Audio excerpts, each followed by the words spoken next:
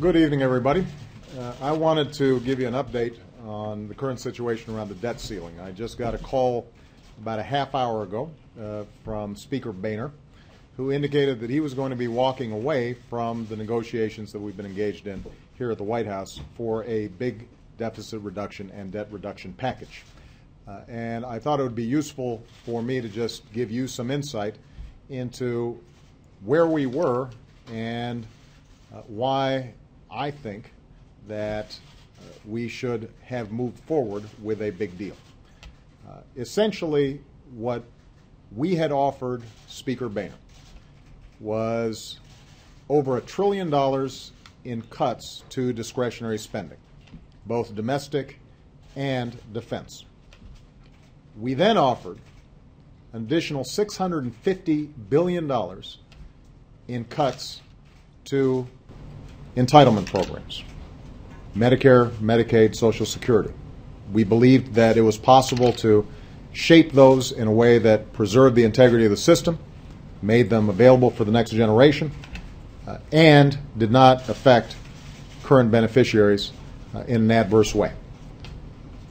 In addition, what we sought was revenues that were actually less than what the Gang of Six signed off on. So you had a bipartisan group of senators, including Republicans who are in leadership in the Senate, calling for what effectively was about $2 trillion above the Republican baseline that they've been working off of.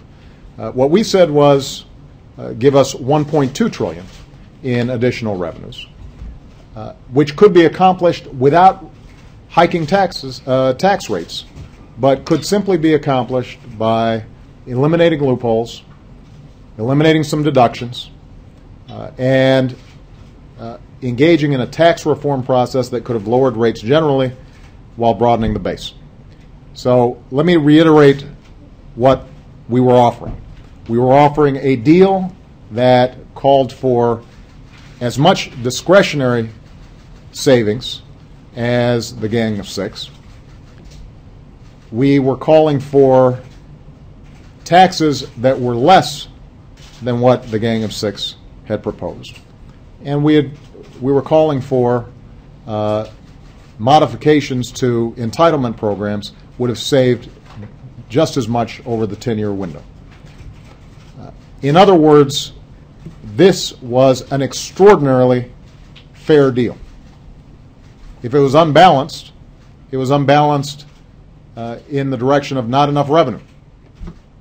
But in the interest of being serious about deficit reduction, I was willing to take a lot of heat from my party, and I spoke to Democratic leaders yesterday, and although they didn't sign off on a plan, they were willing to engage in serious negotiations, despite a lot of heat from a lot of interest groups around the country, in order to make sure that we actually dealt with this problem. It is hard to understand why Speaker Boehner would walk away from this kind of deal, and frankly, if you look at the commentary out there, there are a lot of Republicans that are puzzled as to why it couldn't get done. In fact, there are a lot of Republican voters out there who are puzzled as to why it couldn't get done. Because the fact of the matter is, the vast majority of the American people believe we should have a balanced approach. Now, if you do not have any revenues, as the most recent Republican plan that's been put forward both in the House and the Senate proposed, if you have no revenues at all, what that means is more of a burden on seniors, more drastic cuts to education, more drastic cuts to research, a bigger burden on services that are going to middle-class families all across the country.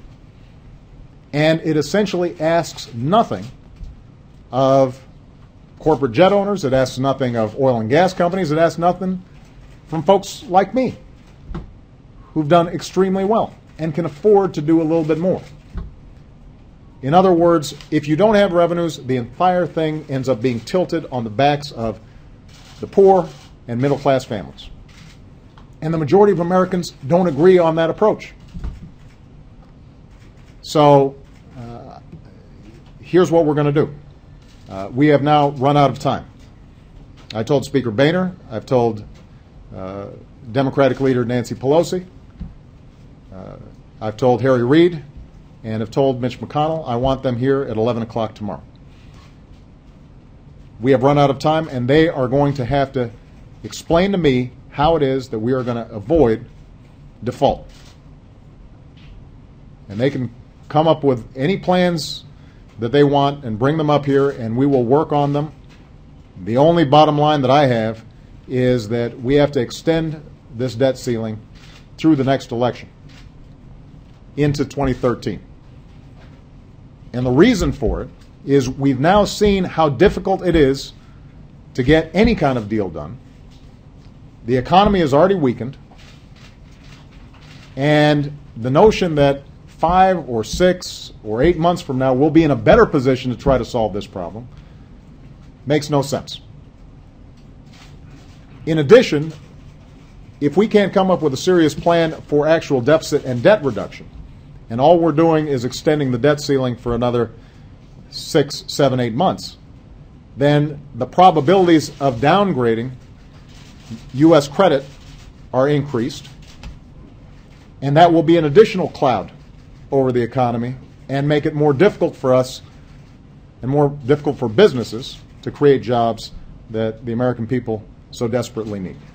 So they will come down here at 11 o'clock tomorrow. I expect them to have an answer in terms of how they intend to get this thing done over the course of the next week. The American people expect action. I continue to believe that a package that is balanced and actually has serious debt and deficit reduction is the right way to go. And the American people, I think, are fed up with political posturing and an inability for politicians to take responsible action as opposed to dodge their responsibilities. All right, with that, I'm going to take some questions. Ben. Thank you, Mr. President. You said you want the leaders back here at 11 to give you an answer about the path forward. What is your answer about the path forward? Which path do you prefer, given what's just happened? And also, sort of quickly, what does it say about your relationship with Speaker Boehner?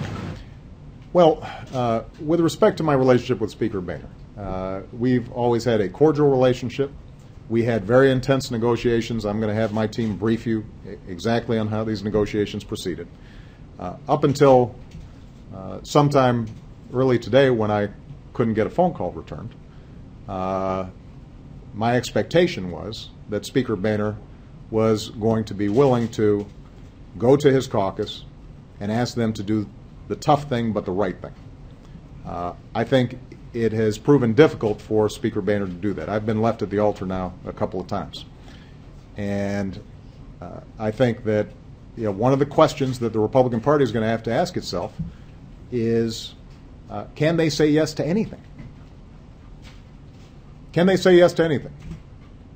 I mean, keep in mind, it's the Republican Party that has said that the single most important thing facing our country is deficits and debts.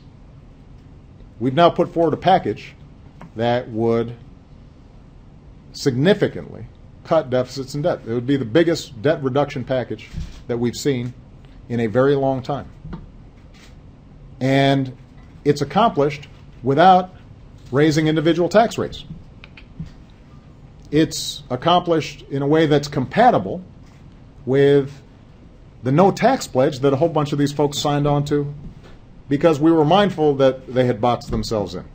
And we tried to find a way for them to generate revenues in a way that did not put them in a bad spot. And so the question is, what can you say yes to? Now, if their only answer is what they've presented, which is a package that would effectively require massive cuts to Social Security, to Medicare, to domestic spending, with no revenues whatsoever, not asking anything from the wealthiest in this country or corporations that have been making record profits, if that's their only answer, then